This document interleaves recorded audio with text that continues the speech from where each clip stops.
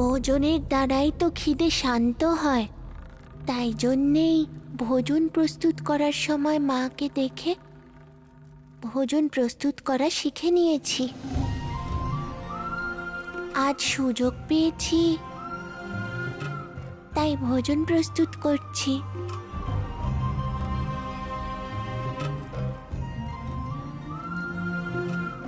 আমি কি কিছু ভুল বললাম মিত্র?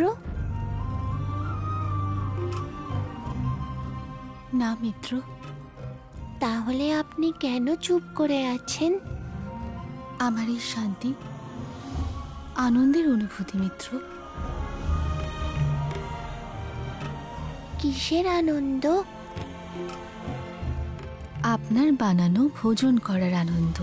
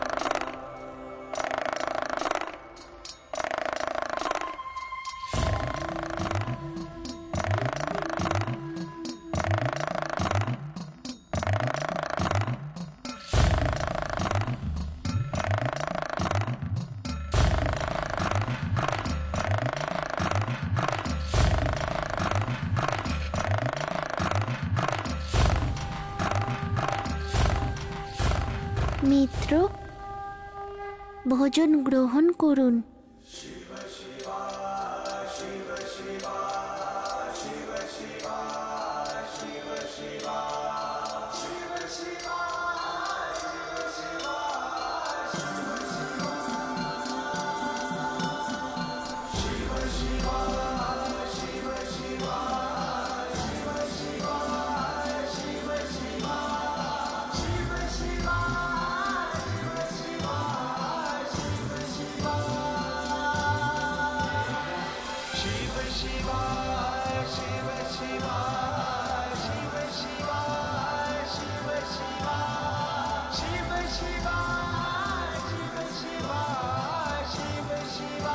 ভোজন কেমন হয়েছে মিত্র?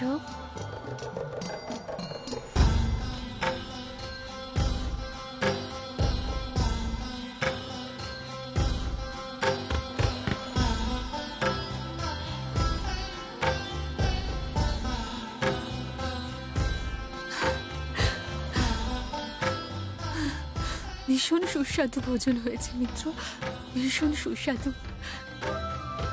আপনিও একবার খেয়ে দেখুন, ভীষণই সুস্বাদু।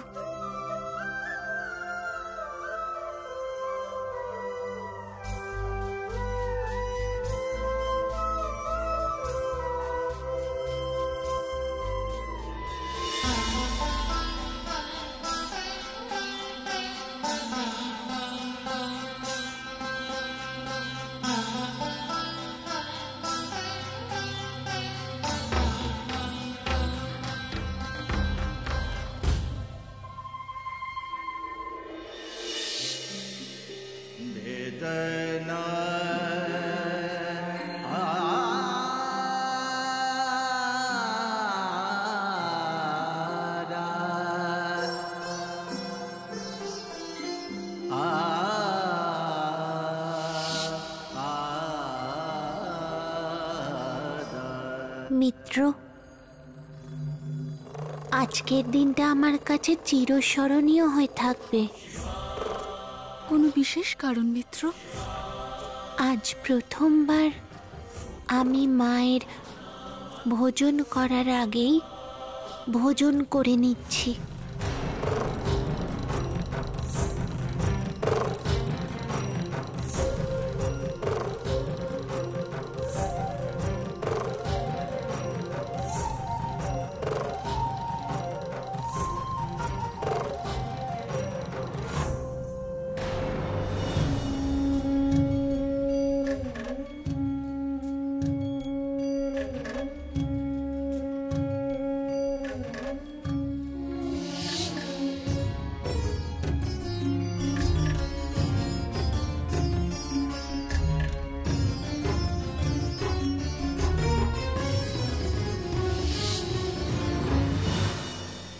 দেবী, এবার তুমিও ভোজন করে নাও। আজ পর্যন্ত শিবকে ভোজন না করিয়ে কখনো আমি ভোজন করেছি যে আজ করব? শিবকে ভোজন না করিয়ে আমি কি করে ভোজন করব ঋষিবর? আমার শিব অভুক্ত। ও আসুক, ওকে আগে ভোজন করিয়ে নি। দেখো, তোমার শিব দেবী পার্বতীর গৃহে গেছে। সত্যি কি তোমার মনে হয় যে দেবী পার্বতী তোমার শিবকে কিছু ভোজন না করিয়ে এমনিই পাঠিয়ে দেবেন? ব্যর্থ চিন্তা করার অভ্যাস ত্যাগ করো দেবী, ভোজন করে নাও।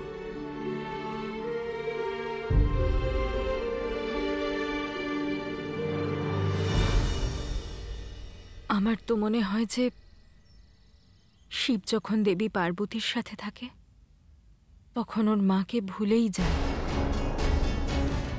দেবী পার্বতী ওকে ভোজন না করালেও ও ভোজন করেই আসবে, আর এসে আমাকে বলবে যে দেবী, কখনো কখনো নিজেদের দুঃখের কথা ভুলে গিয়ে অন্যদের দুঃখের কথা ভাবার প্রচেষ্টা করা উচিত। তাতে আমরাই উপকৃত হই। আমাদের নিজেদের দুঃখ অনেক ছোট মনে হয়।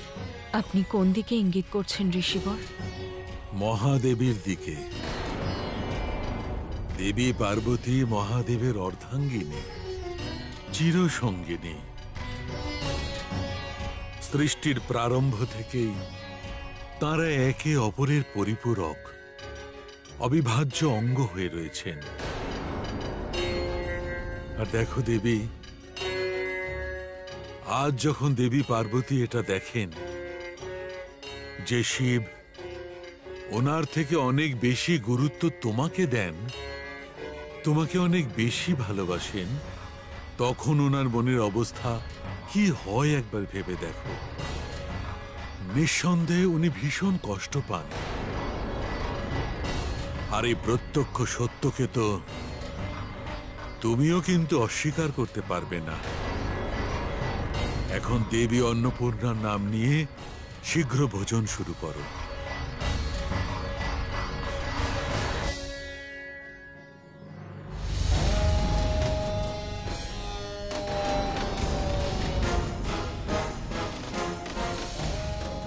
তোমাদের দৃষ্টি যেন ওদের ওপর থেকে না সরে, না হলে আমার হাতে তোমাদের বিনাশ নিশ্চিত।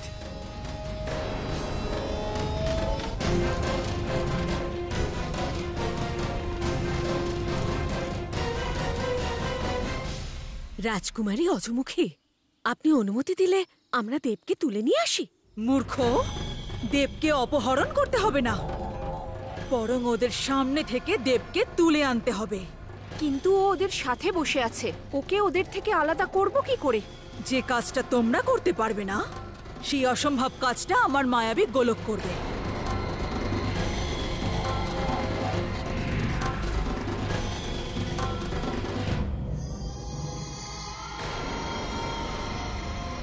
যাও মায়াবী গোলক, গিয়ে দেবকে আকর্ষণ করো আর আমার কাছে নিয়ে এসো।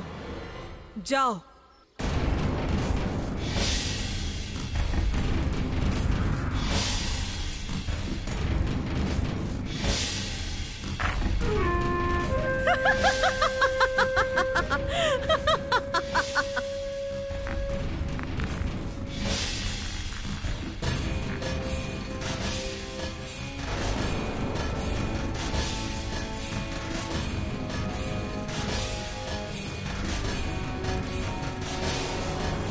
দেখো মোড়ো, দেখো নারায়ণ, দেখো এই সুন্দর গোলকটাকে। ধরতে গেলেই কেমন নিজে নিজে পিছিয়ে যাচ্ছে। সত্যি? হ্যাঁ, কিন্তু আমি গোলকটাকে ঠিক ধরবো, আর আমরা সবাই এই গোলকটা নিয়ে খেলা করব। মায়াবী গোলকের মায়া প্রভাব ফেলেছে। শিকার নিজেই অজমুখীর জালে ধরা দিতে আসছে।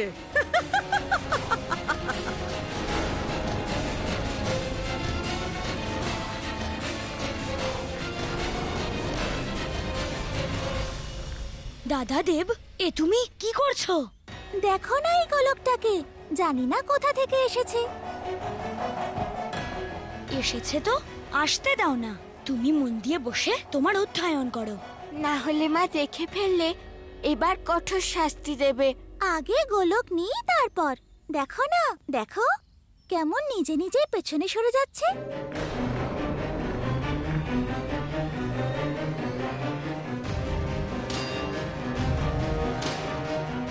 দেবদাদাকে ডাকতে হবে নারায়ণ, না হলে মা আবার আমাদের উপর রেগে যাবে, তাই না?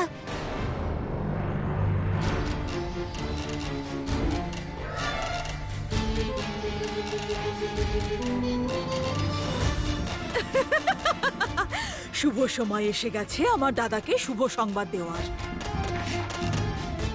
মায়াবী দর্পণ, আমার দাদা অমর মোহনকে এখানকার পরিস্থিতি দেখাও।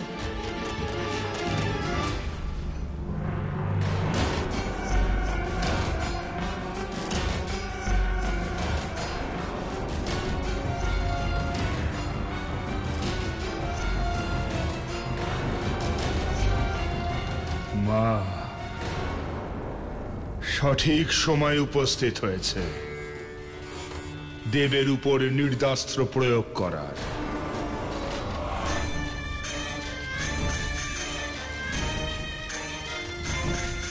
হে নির্দাস্ত্র, প্রকট হও।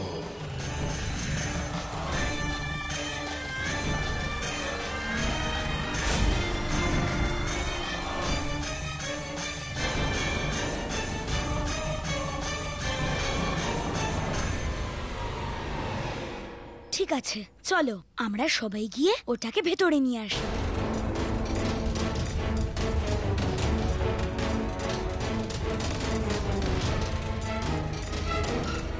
ওই গোলকের পেছনে যেও না দাদা দেব। ফিরে এসো দেবদাদা, মা খুব রেগে যাবে।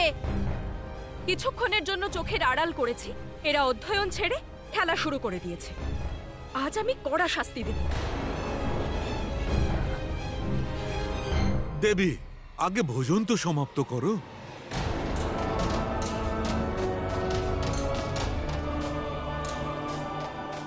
দাদা দেব, দাঁড়াও দাদা দেব, ওই গোলকের পিছনে যেও না, তুমি ফিরে এসো দাদা দেব। হ্যাঁ দেবদাদা, আমরা নতুন গোলক নিয়ে খেলবো, তুমি ফিরে এসো।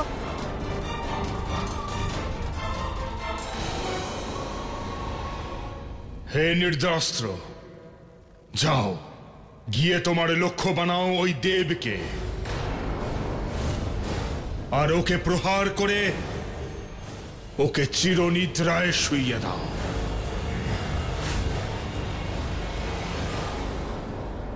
দাদা দেব, দাঁড়াও দাদা দেব, ওই গোলকের পিছনে যেও না, তুমি ফিরে এসো দাদা দেব। দাদা শোনো দেবদাদা।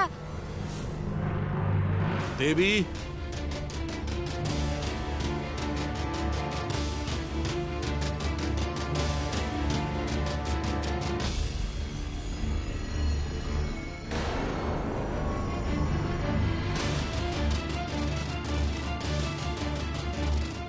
দেব, এটা কোনো মায়া নয় তো?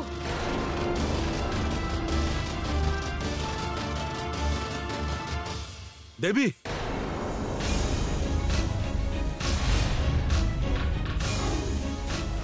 ওই বিচিত্র অস্ত্র কোথা থেকে আসছে? আর এদিকে এদিকে কেন আসছে? দেবের ক্ষতি করতে আসছে। দেব, দেব, তোমার দিকে অস্ত্র আসছে, সাবধানে।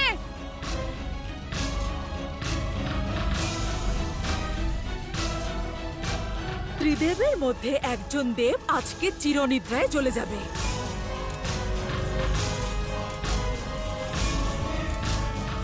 দাঁড়াও দেব, দাঁড়াও, ওইদিকে যেও না দেব, দাঁড়াও। যেও না দেব।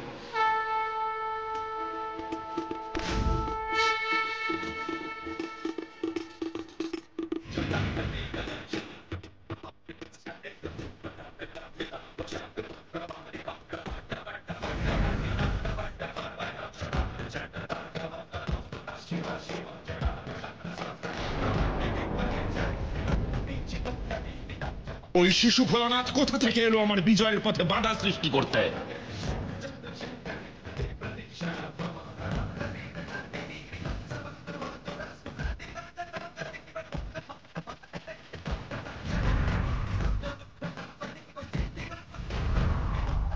দেবদাদা, নিজের যুদ্ধ আর নিজেকে রক্ষা সবার আগে নিজেকেই করতে হয়।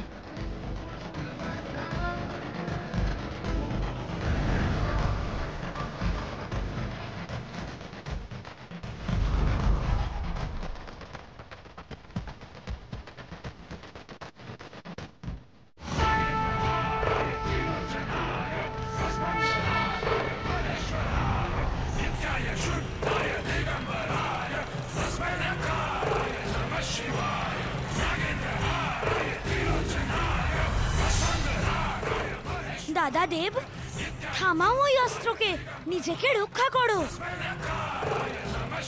আমি কি করে নিজেকে রক্ষা করব? যেভাবে নারায়ণ দাদা নিজের আর নিজের গদার শক্তিকে জেনেছিল দেবদাদা,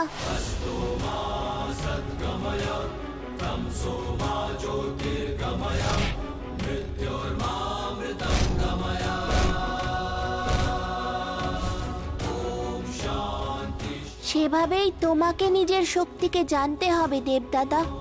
হ্যাঁ দাদা দেব, ভাই শিব ঠিক কথাই বলছে। তোমার মধ্যেও শক্তি আছে, সেটাকে খুঁজে বের করো। তোমার মধ্যে যে অস্ত্র আছে সেটাকে জানার প্রয়াস করো। আপনার সেই অস্ত্রই আপনার এই সংকটকে বিনাশ করবে দেবদাদা। আমার অস্ত্র কি? দেবদাদা, নিষ্ঠাবান প্রয়াস সবসময় শুভ পরিণামের কারণ হয়। হতাশ না হয়ে তুমি প্রয়াস করো, অবশ্যই সফল হবে। হ্যাঁ দাদা দেব, সাফল্য অবশ্যই আসবে। ঠিক যেমন ভাই শিবের কথা শোনার পর আমিও সফলতা পেয়েছিলাম।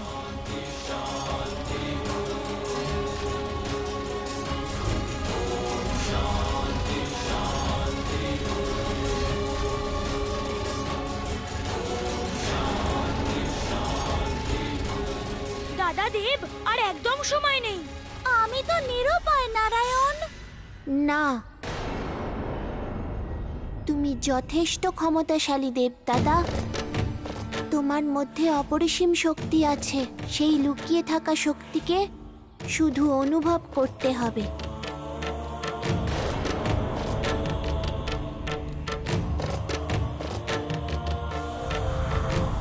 হ্যাঁ, ঠিক যেমন আমি আর ভাই শিব অনুভব করেছিলাম। আর দেবদাদা, নিজের শক্তিকে পরখ করার জন্য সংকটই সঠিক সময়। প্রয়াস করো দেবদাদা। দাদা, নিজের শুভ শক্তিকে জাগ্রত করো আর ওই অস্ত্রটাকে প্রভাবহীন করে দাও।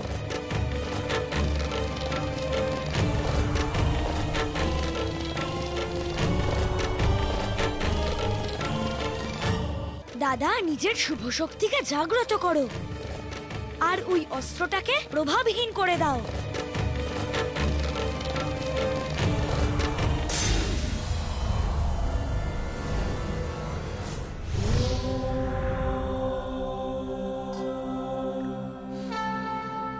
আমি তো নিজের শক্তি অনুভব করতে পারছি শিব, কিন্তু সেটা প্রয়োগ করব কি করে আর প্রকাশই বা করব কি করে?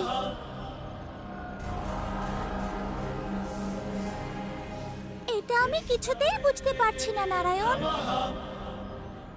চিন্তা করো না দেবদাদা, আমাদের দুজনের শক্তি তোমার শক্তিকে জাগ্রত করবে। আর আমাদের শক্তি তোমার শক্তিকে জাগ্রত করবে।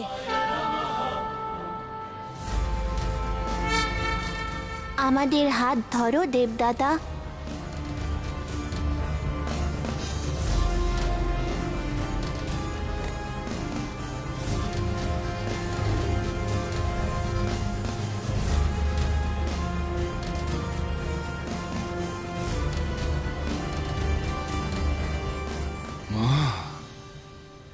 আমি সফলতা পাবই,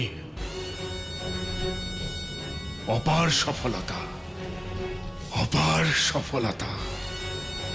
হ্যাঁ তারকা, সময় আর তোমার ভাগ্যের চক্র সেটাই চিহ্নিত করছে।